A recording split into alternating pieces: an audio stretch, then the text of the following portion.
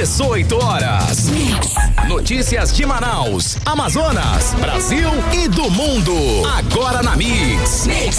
Mix 6 horas e 1 minuto. Boa noite pra você em 100,7. Você aí na sintonia certa. E você, Carimilhão? Boa noite, Carlão. Boa. Muito boa noite pra você, sintonizado aqui em 100,7. Estamos juntos até as 7 da noite aqui no 18 horas. E o salve pra galera que nos acompanha nas redes sociais. Salve. No @18 horas news. Boa noite, gente. Mix.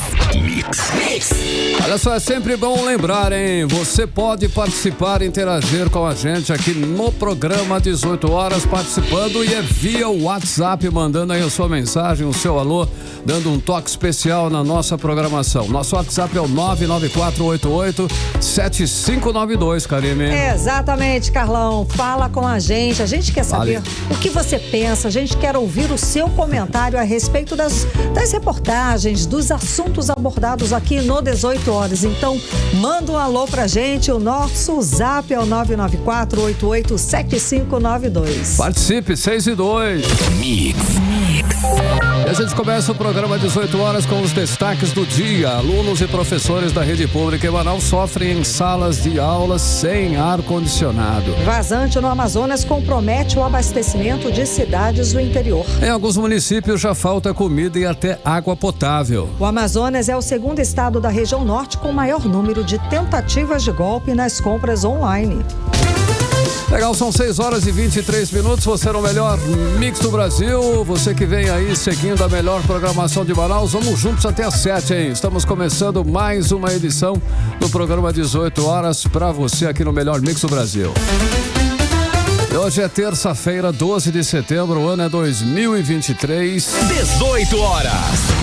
Olha, em pleno verão amazônico, Karime e ouvintes, quando Manaus bateu 3 vezes o recorde de temperatura em apenas 2 semanas, com pico aí de 38 graus e a sensação térmica superior até a 42 graus, escolas públicas em Manaus estão simplesmente sem ar-condicionado.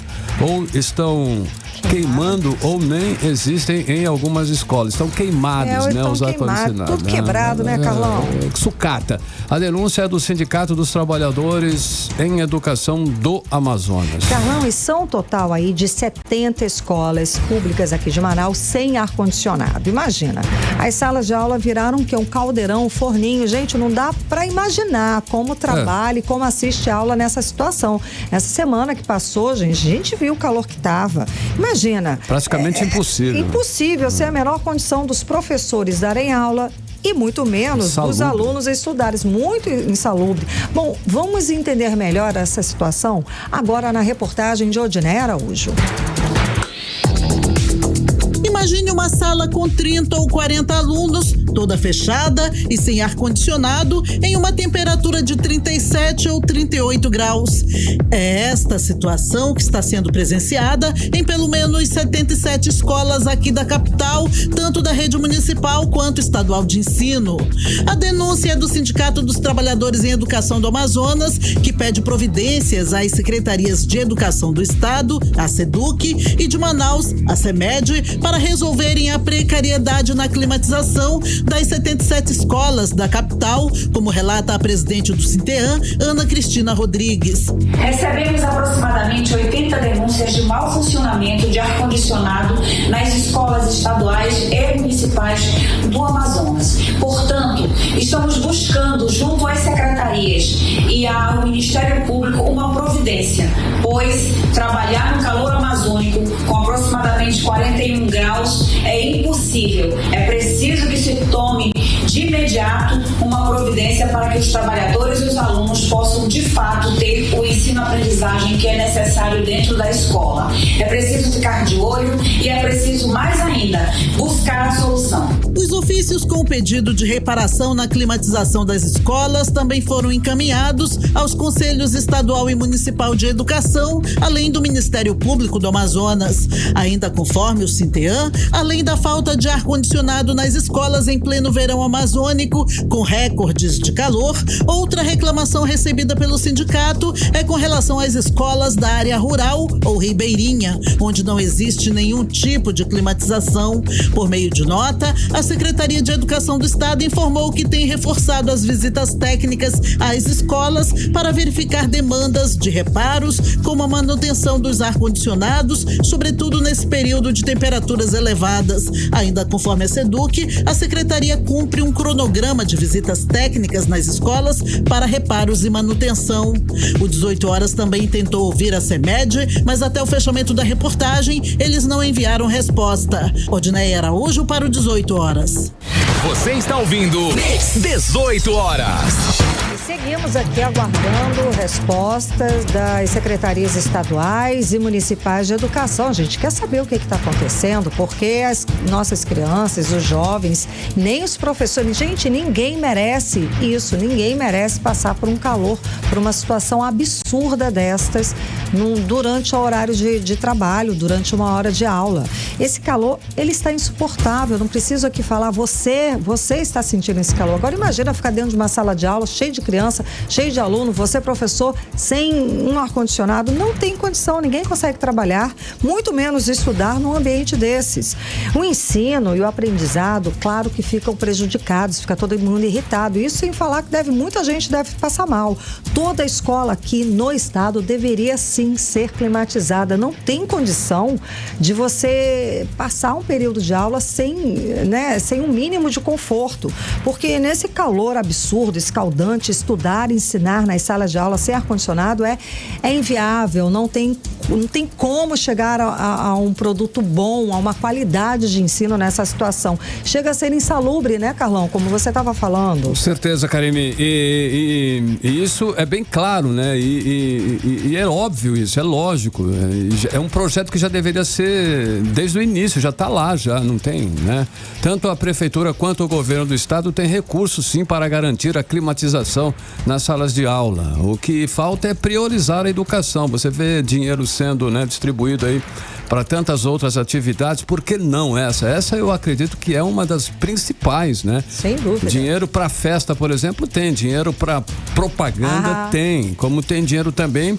para melhorar as estruturas das escolas. Cadê, né? Então é isso que está faltando. O que falta é a vontade de investir ali, porque o dinheiro para melhorar essa estrutura tem sim. Falta vontade política para realmente colocar a educação como prioridade. A educação, segurança e saúde, os 3 pilares, e não são colocados, né, como prioridade. A gente nunca vê isso, é verdade. A gente está sempre aqui batendo nisso. Ou é educação, ou é saúde, ou é segurança. 6:09, você no melhor Mix do Brasil. 18 Horas. Olha aí, a seca no Amazonas segue avançando. Aqui em Manaus, o nível do Rio Negro baixou 1,03 m nos últimos 4 dias. Só de ontem para hoje, o Rio Negro baixou 28 centímetros, Karine. Carlão, e a vazante já afeta a navegação dos municípios do interior, e o que dificulta o abastecimento das cidades.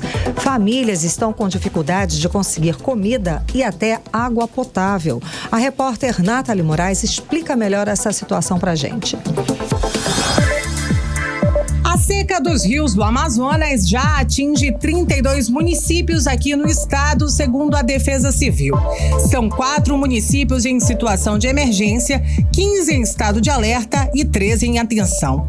A estiagem já afeta o trabalho de agricultores, o transporte de mercadorias e alimentos para as cidades e principalmente as comunidades mais isoladas. Aqui em Manaus, o nível do Rio Negro baixou cerca de 103 centímetros só nos últimos 3 dias. Segundo a medição feita pelo Porto de Manaus, o rio baixou 28 centímetros nas últimas 24 horas. Hoje, a cota do Rio Negro aqui na capital está em 21,19 metros. Segundo a pesquisadora Jussara Cury, do Serviço Geológico do Brasil, a descida é considerada normal para essa época do ano aqui em Manaus. No período de 5 a 7 de setembro, o rio baixou de 20 a 22 centímetros. Aqui na região do Porto de Manaus, as descidas são consideradas normais para o período, em torno de 20 centímetros diários. Contudo, há uma tendência de se intensificar nesse mês agora de setembro. Os prognósticos climáticos indicam pouca chuva e chuva abaixo da média, principalmente na região norte aqui da bacia.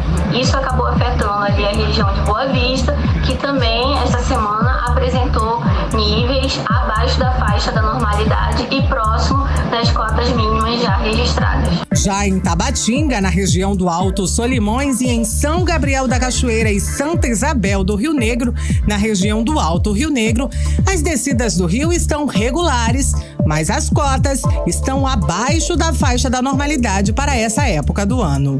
Nas estações monitoradas, estamos em processo de vazante e com descidas acentuadas em algumas estações e em outras estações com descidas regulares, mas com cotas baixas para o período, como é o caso da estação de Tabatinga, que fica no Alto Solimões. No Médio e Baixo Amazonas, as descidas estão regulares.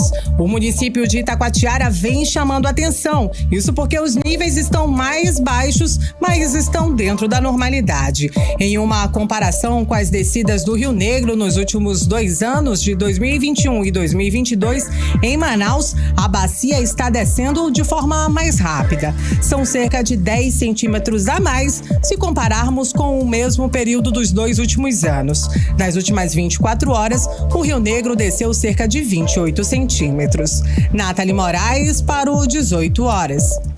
Você está ouvindo 18 horas.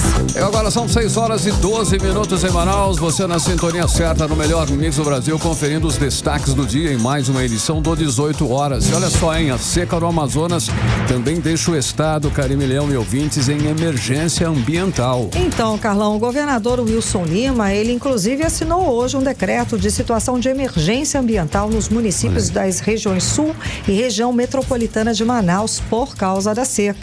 E o repórter André Meirelles está aqui com a gente ao vivo para falar mais sobre o assunto. Muito boa noite, André. Então, o governo anunciou um investimento de R$100 milhões para minimizar os efeitos da estiagem, né, André? Boa noite. Muito boa noite, Karime. Boa noite, Carlão. Boa noite também a você que nos acompanha aqui na 100.7. Olha, isso aconteceu, segundo o Instituto Nacional de Pesquisas Espaciais, o INPE, após o Amazonas ter registrado aí 3.925 focos de queimadas nos primeiros 10 dias deste mês de setembro. Com isso, esse já é o segundo pior mês de setembro. Isso desde o ano de 2021, no consolidado do ano. O estado registra 11.736 queimadas somente esse ano. E então, hoje, o governo do Amazonas assinou o decreto de situação de emergência ambiental em municípios das regiões Sul e também a região metropolitana aqui de Manaus, devido aí à seca do Amazonas. Também foi apresentado o plano de ação da Operação Estiagem 2023, com investimentos de aproximadamente aí, Karime, Carlão, R$100 milhões. Entre as medidas anunciadas estão apoio às famílias afetadas em áreas como saúde e abastecimento de água, bem como também na distribuição de cestas básicas, kits de higiene pessoal, renegociação de dívidas e fomento para produtores rurais. E segundo um levantamento realizado pela Defesa Civil do Amazonas, ali por meio do Centro de Monitoramento e Alerta, 4 municípios já se encontram nessa situação de emergência por causa da seca aqui no estado do Amazonas. É o Benjamin Constant, São Paulo de Olivença, que fica ali na calha do Alto Solimões, e Envira e Itamaraty, na calha do Juruá. Outras 15 cidades estão em situação de alerta e mais 13 estão em estado de atenção. A Secretaria de Meio Ambiente coordenará a articulação do decreto com os demais órgãos para definir e executar as estratégias de combate ao desmatamento e de queimadas aqui na região. Já ao Instituto de Proteção Ambiental do Amazonas, o IPAAM, caberá a coordenação da execução operacional das ações de respostas às ocorrências, que também terá apoio da Secretaria de Segurança Pública aqui do estado do Amazonas. E também, durante essa reunião que teve hoje, esse encontro hoje pela manhã, o governador Wilson Lima chegou a falar ali na reunião e disse que essa medida visa reduzir os impactos do desmatamento ilegal e de queimadas em todo o estado. Vamos ouvir a fala do governador Wilson Lima. Todas as nossas secretarias estão mobilizadas para essa questão da descida dos rios. Há uma previsão de que esse ano a gente deva ter uma seca histórica, mas a gente precisa ir acompanhando esses movimentos. Tudo isso faz parte dessas mudanças climáticas, de um lado do mundo a gente está acompanhando tornados, enchentes, e do outro lado aqui a gente está acompanhando a questão da seca. O decreto declara a situação de emergência ambiental do estado do Amazonas em municípios que se encontram sob o impacto negativo do desmatamento legal e queimadas não autorizadas e demais crimes correlatos e da outras providências. 18 horas. Olha só, Karime, Carlão, a gente ouviu aí a fala do governador do Amazonas, Wilson Lima, durante esse encontro, essa reunião que teve aí para falar sobre as medidas, dessas queimadas, focos de queimadas que tem acontecido aqui no estado do Amazonas. E também a gente já tem essa informação de que 4 municípios estão em situação de emergência, como a gente já falou aqui, e além disso 13 desses municípios estão em estado de atenção, enquanto outros 15 permanecem em alerta. Aí entra a Defesa Civil do Amazonas, que segue monitorando diariamente 62 municípios do estado quanto ao nível dos rios. Aí, caso esses municípios também entrem em estado de alerta, será colocado dentro aí desse programa, dessa ação. Karime, Carlão. Obrigada pelas informações, André Meirelles. Boa noite. Valeu, André, boa noite. Agora 6h17, você no melhor mix do Brasil. 18 horas. E vamos agora para Brasília, conversar com o nosso correspondente, o jornalista Carlos Eduardo Matos. Cadu, muito boa noite, Cadu, seja bem-vindo. Então, hoje foi o dia do ex-secretário do Meio Ambiente e atual superintendente da Fundação Amazônia Sustentável, Virgílio Viana, prestar depoimento na CPI das ONGs. Conta pra gente o que aconteceu, o que rolou, como foi esse depoimento. Boa noite, Cadu. Boa noite, Karime. Boa noite, Carlão, meu querido. Fala, Cadu. Ouvintes do programa 18 horas. Karime, o objetivo do depoimento de hoje do superintendente Virgílio Viana na CPI das ONGs foi colocar a face contra a parede. O senador Plínio Valério, que preside a comissão, ele diz que a Fundação Amazonas Sustentável vem sendo alvo de denúncias por mau uso dos recursos captados via doações de empresas e também do Fundo Amazônia. Fundo Amazônia, apesar de vir de doações, mas vem do poder público.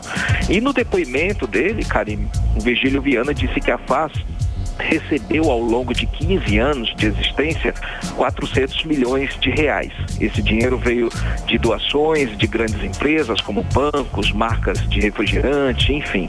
E veio também de doações via Fundo Amazônia, de países como a Alemanha e a Noruega. Por vários momentos, Karime, os senadores fecharam cerco em cima de Virgílio Viana, viu?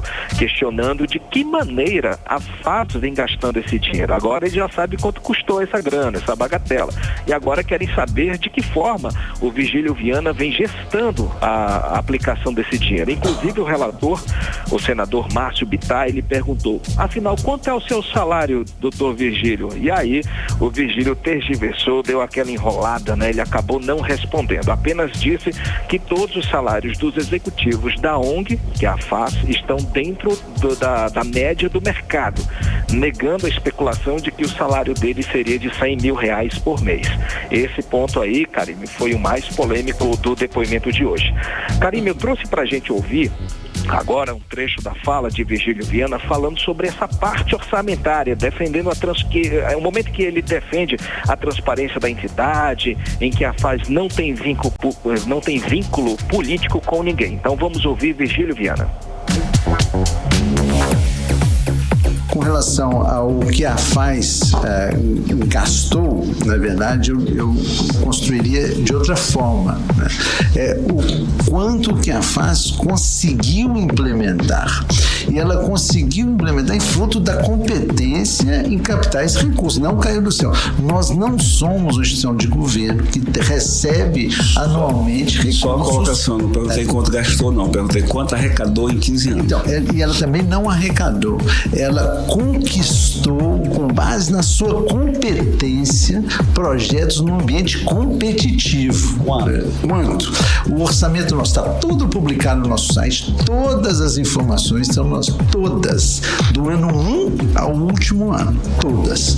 Nosso orçamento variou de 20 a 40 milhões de reais, variou anualmente. E foram todos prestados contas, todos os recursos prestados contas, todos, 100%.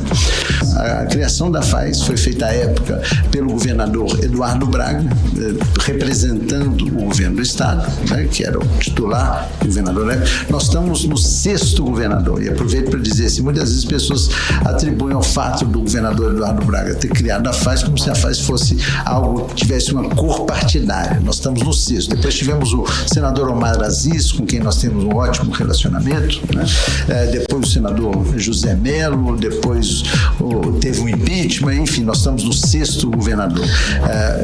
A gente é totalmente, senador, não partidário. 18 horas. A gente escutou o Virgílio Viana, superintendente da Fundação Amazônia Sustentável, que não respondeu a pergunta, Cadu.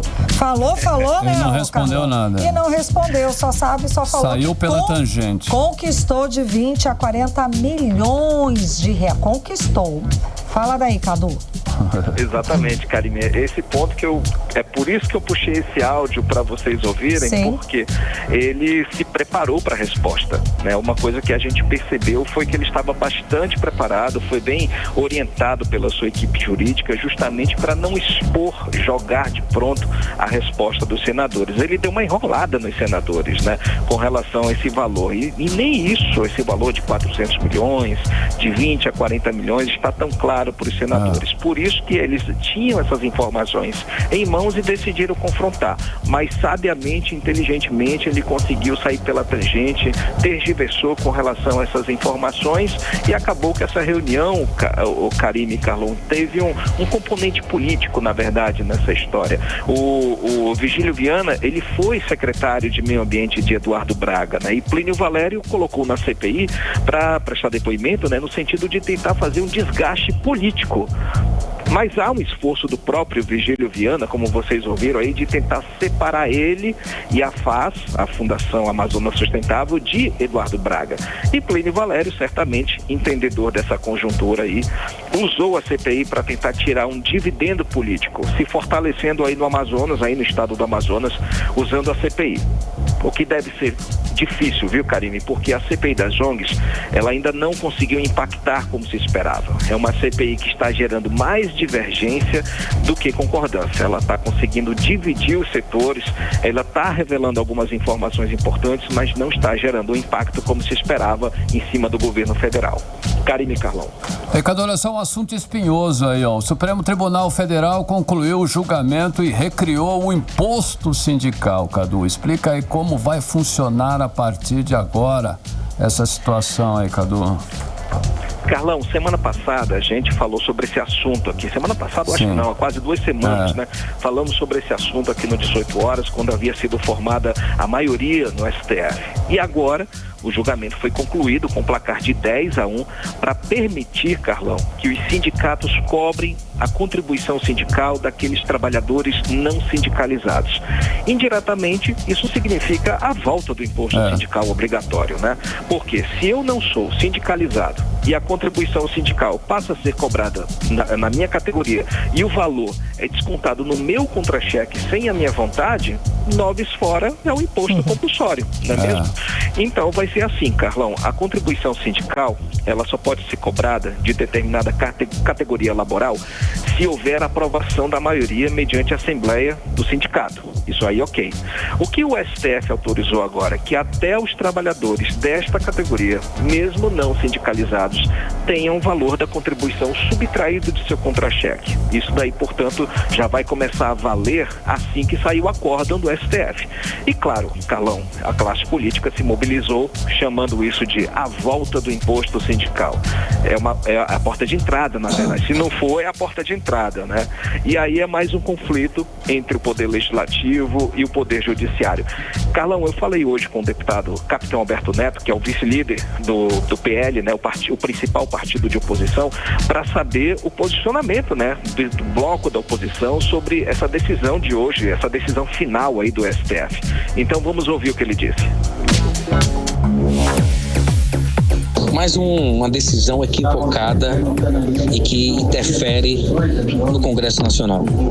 Mais uma vez o STF querendo legislar. Isso é um verdadeiro absurdo. Isso mudou a roupagem, mas a ideia é a mesma. É a volta do imposto sindical. Isso aí é um verdadeiro volta ao atraso. O trabalhador que não quiser pagar um imposto vai ter que enfrentar uma super burocracia. Isso fortalece os sindicatos, porque se o sindicato realmente fizer um bom trabalho, o trabalhador vai fazer questão de pagar de maneira voluntária e não compulsória. Nós somos contrários à contribuição compulsória. Isso nós não vamos admitir, isso tem que ser votado novamente aqui no Congresso para derrubar essa decisão equivocada e contra os trabalhadores do Brasil, essa votação do STF. 18 horas. Tá aí muito bem explicado a fala do deputado federal e vice-líder do PL na Câmara, capitão Alberto Neto, né, Cadu?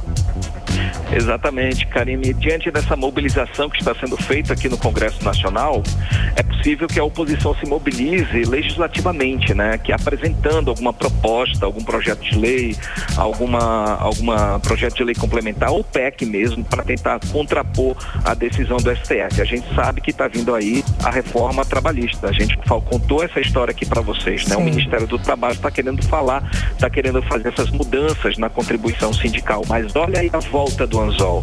A oposição ela vai se mobilizar para tentar mexer no texto do Ministério que vai ser entregue pelo Ministério do Trabalho, exatamente o oposto do que o governo quer. E aí colocar em votação e aprovar a contragosto do governo.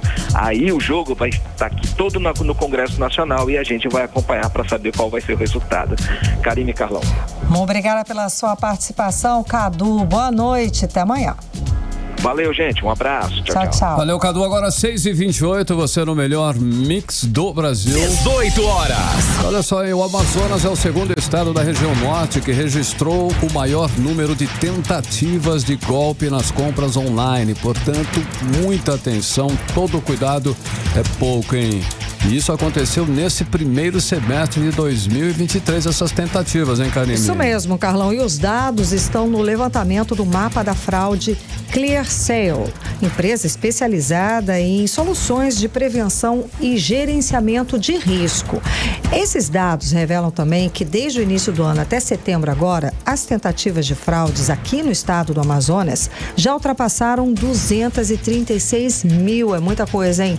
A repórter Nathalie Moraes vem e fala pra gente mais detalhes a respeito desse assunto.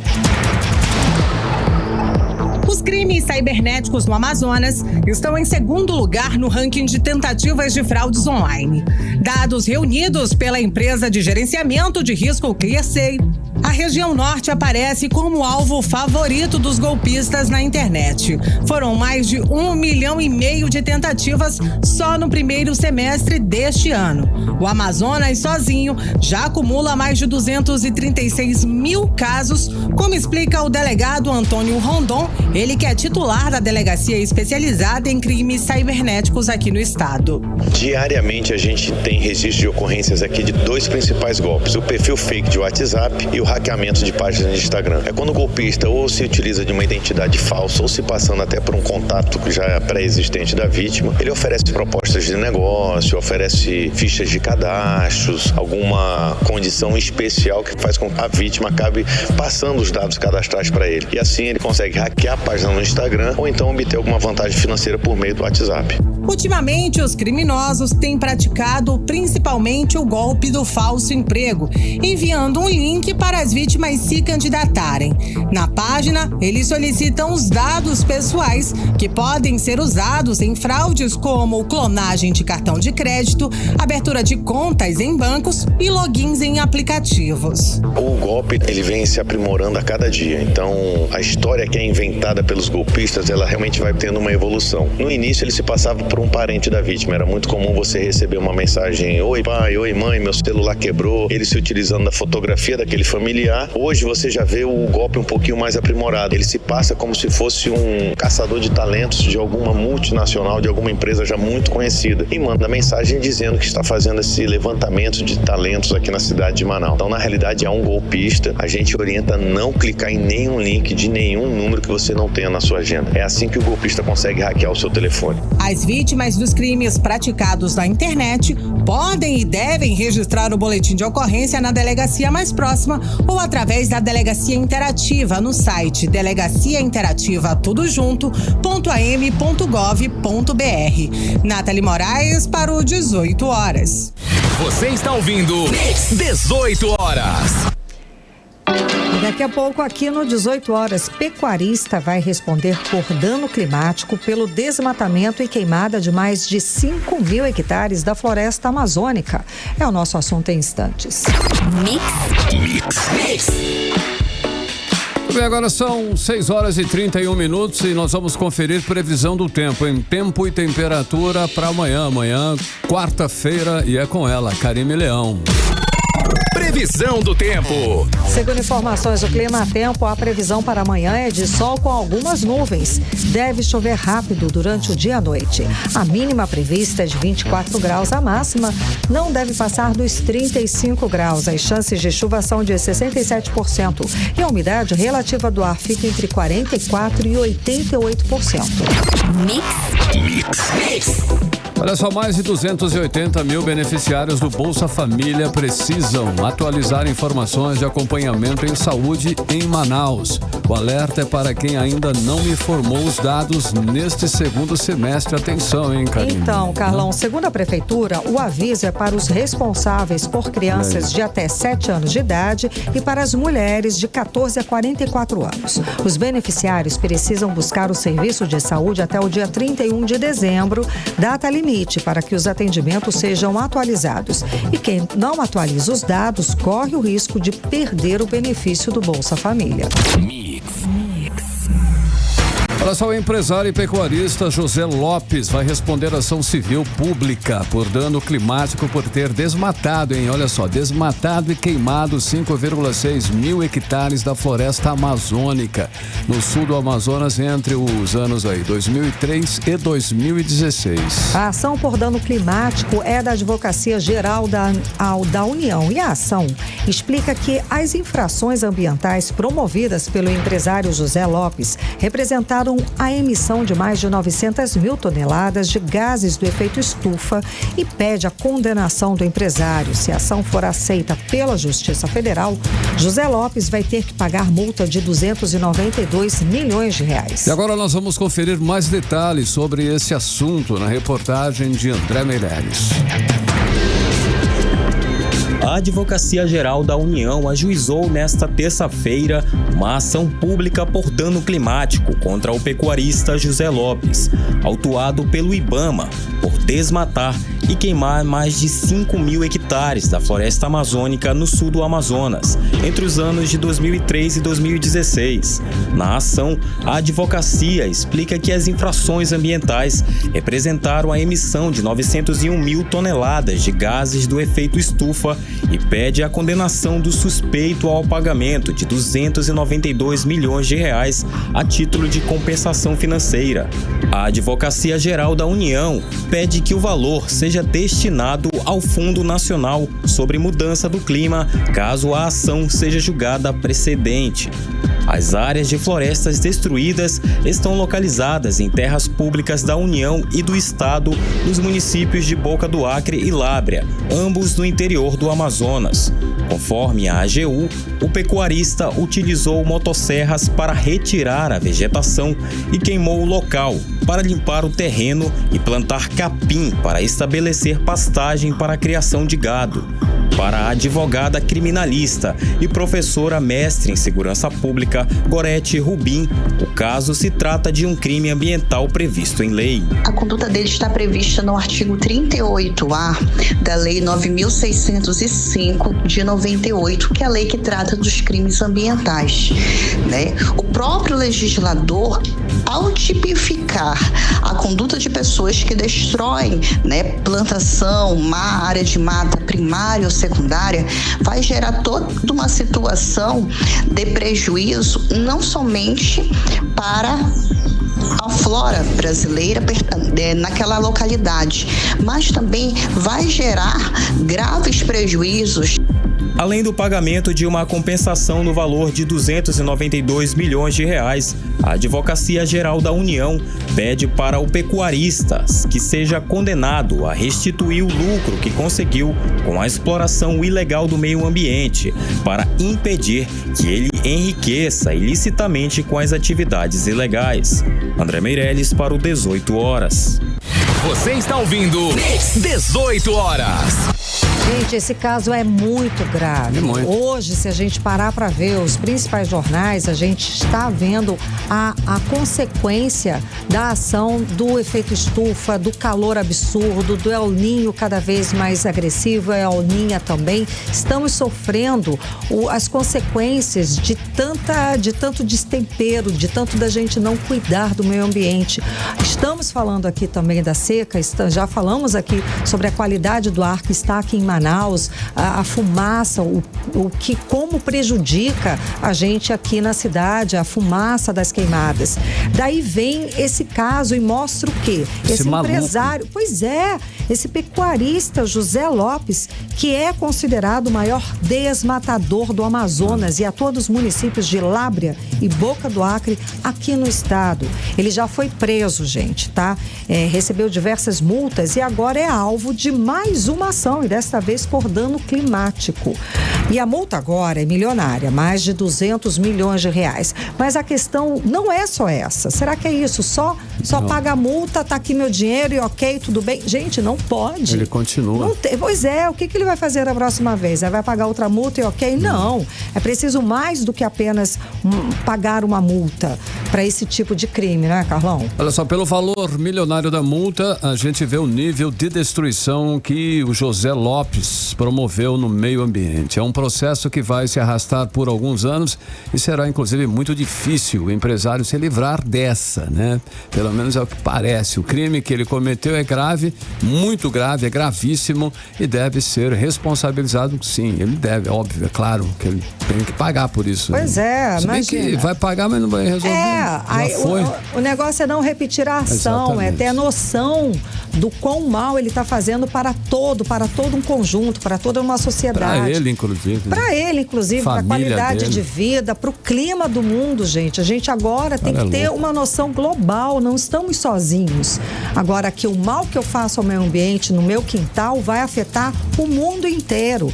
A ideia, Carlão, é que essa ação aí seja apenas a primeira de um conjunto que busque reparar os danos climáticos causados por esses criminosos aqui no Amazonas. A atuação da Advocacia Geral da União está alinhada com as recomendações do Conselho Nacional de Justiça e tem potencial para colocar o Brasil na vanguarda mundial da proteção e reparação de danos climáticos causados pela emissão de gases do efeito estufa por degradação ecológica. Agora tem um detalhe, né, Karine? O empresário José Lopes, ele ainda tem direito de ampla defesa e muitos detalhes sobre esse caso se vão aí, né, vão se tornar público, né, no decorrer do processo, e nós estaremos aqui acompanhando de perto aí, informando tudo para os nossos ouvintes. Esse é um caso realmente muito sério. Esse José Lopes aí, ele devastou parte, né, da região, e ele tem que realmente pagar. Agora ele vai recorrer, claro, né? Sem dúvida, isso aí vai passar aí por um processo, né, longo, a gente sabe como é. 6h39, você no melhor mix do Brasil. Mix. Olha só, em pessoas em situação de vulnerabilidade emocional, detalhe, podem acessar serviços de proteção à vida aqui em Manaus, Karine, sabia? Carlão, os serviços de acolhimento e proteção fazem parte da campanha Setembro Amarelo. Diariamente são promovidas ações de prevenção e combate ao suicídio. Vamos entender melhor essa história agora com Diné Araújo.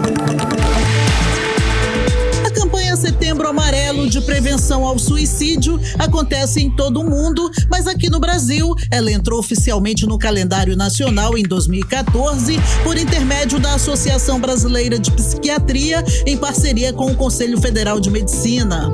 Oficialmente o dia 10 de setembro é o Dia Mundial de Prevenção ao Suicídio, que somente em 2019 foi cometido por mais de 700 mil pessoas em todo o mundo, segundo a Organização Mundial de Saúde. No Brasil, os registros se aproximam de 14 mil casos por ano, ou seja, em média 38 pessoas cometem suicídio por dia.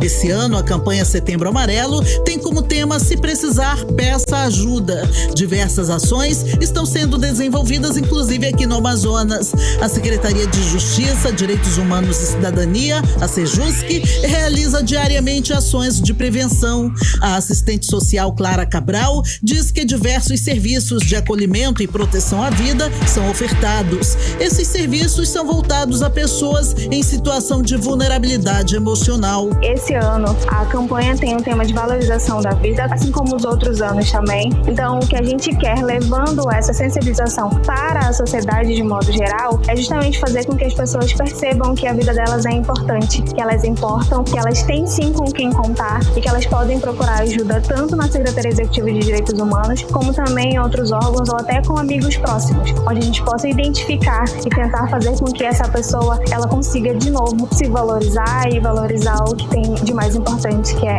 o nosso bem-estar e a nossa vida também. Durante o Setembro Amarelo, as atividades em alusão à campanha foram intensificadas em toda a região metropolitana de Manaus.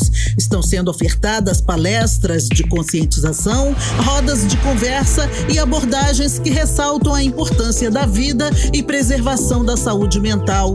Então, se precisar, peça ajuda. Você pode ligar para o número 188 do Centro de Valorização da Vida. Esse número atende 24 horas por dia. Odinaia Araújo para o 18 horas. Você está ouvindo 18 horas. Agora 6 horas e 42 minutos, a Prefeitura de Manaus anunciou hoje o processo seletivo para preencher 270 vagas para professores, hein? Olha só, atenção, a contratação é para o ano letivo de 2024 e as inscrições começam no dia 18 de setembro, anote aí. Agora já, né, Carlão? E esse processo seletivo simplificado é para contratar professores substituto e para formar cadastro reserva. São 135 vagas para educação infantil, 100 para professor de 1º ao 5º ano e outras 35 vagas destinadas aos professores de língua portuguesa. Olha, mais de 2.000 mulheres em Manaus já puderam colocar o DIU gratuitamente nas unidades municipais de saúde. Somente de janeiro a julho deste ano, mais de 1.000 mulheres puderam sim colocar o método anticonceptivo, Karime. Agora, Carlão, as unidades de saúde estão ampliando o acesso ao DIU. Até o final deste ano, a expectativa é que mais 9 unidades devam oferecer o serviço, como explica a repórter Nathalie Moraes. A Secretaria Municipal de Saúde está ampliando o acesso das mulheres ao DIU, o dispositivo intrauterino, tido como um dos métodos mais seguros e eficazes contraceptivos. Neste mês, a Secretaria Municipal de Saúde começou a ofertar a inserção do dispositivo na Unidade de Saúde da Família Arthur Vigílio Filho, na Zona Norte aqui da capital. E até o final deste ano, prevê a implementação do serviço em outras 9 unidades de saúde nas zonas urbana e rural aqui da capital. Segundo a técnica da Divisão de Atenção à Saúde da Mulher, Neide Negreiros, o DIU é um dos métodos mais efetivos e contribui para a mulher poder planejar uma gravidez mais saudável. Tudo deveria começar pelo planejamento. A gente entende que todas essas ações que a gente faz na Divisão de Atenção à Saúde da Mulher, ela vai impactar para reduzir óbito materno, infantil e fetal. Segundo a especialista, o DIU de cobre ofertado na rede básica de saúde é um dos métodos mais efetivos, com 99,3% de eficácia para evitar a gravidez. Após a colocação do método, a paciente precisa retornar à unidade de saúde com 30 dias. Retorna com 30 dias na unidade de saúde, é solicitada uma ultrassom para ela, que é garantido pelo nosso serviço, essa ultrassom nos 30 dias. que ela pode procurar um serviço em qualquer tempo. Alguma dificuldade, alguma dúvida, algum efeito que ela não está entendendo, ela vai procurar a nossa unidade. As equipes estão bem preparadas para orientar essa mulher. Segundo a enfermeira Deusanira Maquiné, o DIU pode ser utilizado por todas as mulheres em idade fértil que mantêm a atividade sexual, de adolescentes a mulheres no período de climatério ou menopausa. Preventivo atualizado, então nós precisamos desse preventivo. Uma transvaginal, pronto, esse é o suficiente. Caso se estiver no período de menstruação, também podemos fazer, mas caso contrário, isso não impede que faça essa inserção do DIU. A mulher interessada em utilizar o DIU deve se encaminhar a uma das unidades de referência do método contraceptivo, onde terá orientações e passará por triagem com profissionais de enfermagem e assistentes sociais. Em seguida, ela é encaminhada para a consulta médica e exames para verificar se está apta para receber o dispositivo. A lista completa com as unidades que ofertam o DIU você pode conferir no site censa.manaus.gov.br. Nathalie Moraes para o 18 horas. Você está ouvindo 18 horas.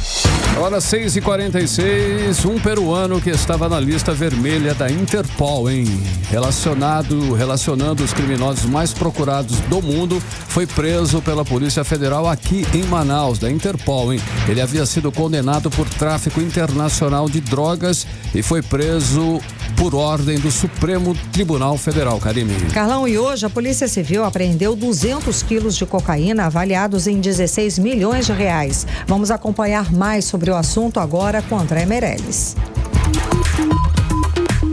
Um dos criminosos mais procurados do mundo, um peruano, foi preso nesta segunda-feira em Manaus.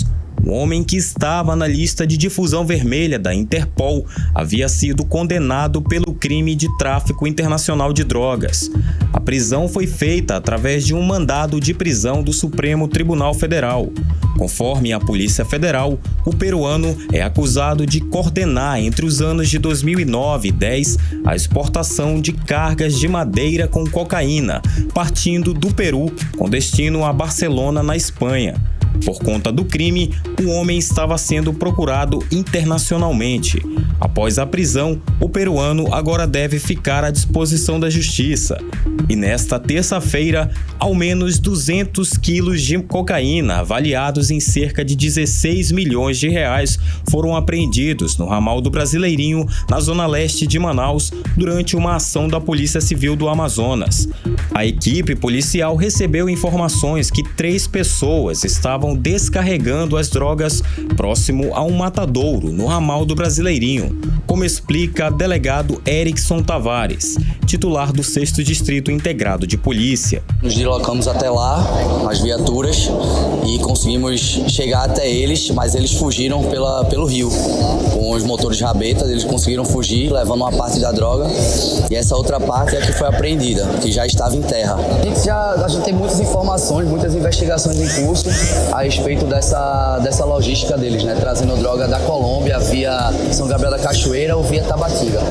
Conforme a Polícia Civil, as investigações apontam que os entorpecentes teriam vindo da Colômbia para possivelmente abastecer o tráfico de drogas em Manaus e no Pará.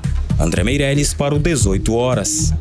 Você está ouvindo 18 horas. Legal, 6h49, você no melhor Mix do Brasil, conferindo os destaques do dia, do 18 horas. Mix.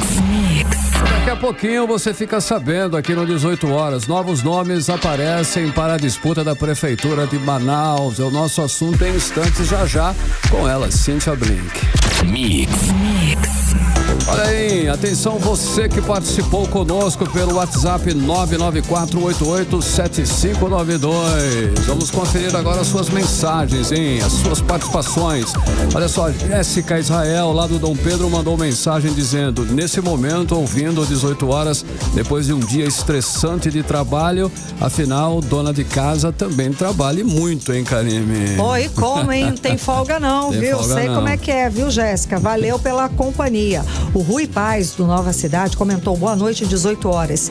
A educação não é prioridade nesse governo e nada que seja para atender a população do Amazonas que paga seus impostos. Nada funciona, tá tudo um caos. Tá aí a reclamação do Rui Paz a respeito da reportagem que a gente mostrou no início do programa. Legal. A falta de ar-condicionado nas salas de aula. Legal, o Leonardo Mineiro, que está sempre participando conosco aqui, lá do Eldorado, comentou o seguinte: estou sempre sintonizado na Mix, principalmente para as atualizações do dia a dia da região e também do mundo. Sou um grande fã da estação. Agradeço por alegrarem aí os meus dias. A gente que agradece a sua companhia. O Cássio Santos de Oliveira, da Praça 14, comentou o seguinte: boa noite, Karime e Carlão. Mais uma vez o exemplo de descaso que nossas autoridades estaduais fazem com o povo que elegeu. Está difícil educar, imagina em um ambiente insalubre. Pois é, o calorão, sem condição, né? Sem condições. Olha só, o Jô Alves também participou e comentou o seguinte, Karime Leão e ouvintes do 18 horas. Ele fica, nesse momento, saindo do trabalho e curtindo e ouvindo o 18 horas até chegar em casa. Ligado no carro, né, Karime? Por dentro aí das notícias do dia a dia. Valeu, José Alves. E o Rafael Bentolila, do Dom Pedro, ele mandou uma mensagem dizendo o seguinte: acho engraçado o governador destinar verba para pagamento de brigadistas para ajudarem a combater os incêndios no interior, uma vez que diz não ter verba para chamar os aprovados no concurso dos bombeiros. Não que os brigadistas não mereçam, mas é necessário o efetivo real do Corpo de Bombeiros. Está aí a crítica e a reclamação de Rafael Bentolila. Muito obrigada pela participação. Exato. Valeu, pessoal. Agora 6h51. Participe também. O nosso telefone é o 994887592. É o WhatsApp, valendo. 6h52. 18 horas. Chegou a hora da gente falar sobre os bastidores da política local. Com ela, Carlão. Com ela aí já, plena. Cíntia Blink, já aqui com a gente. Cíntia, muito boa noite, Cíntia. Então, temos mesmo novos nomes cogitados para disputar a prefeitura aqui de Manaus? Cíntia, conta pra gente que nomes, quem são eles? Boa noite, Karime. Boa noite, Carlão e todo mundo que tá com a gente na 100.7. Olha, vamos definir o que são novos, porque, né? O que a gente tem, por exemplo, claro que quando a gente fala da prefeitura em 2024, nessa eleição, a gente precisa falar de Davi Almeida e Amon Mandel, que são os nomes que estão liderando aí, né? Tem pesquisa que eles ficam, enfim, primeiro um, depois o outro, depois troca, mas eles estão liderando.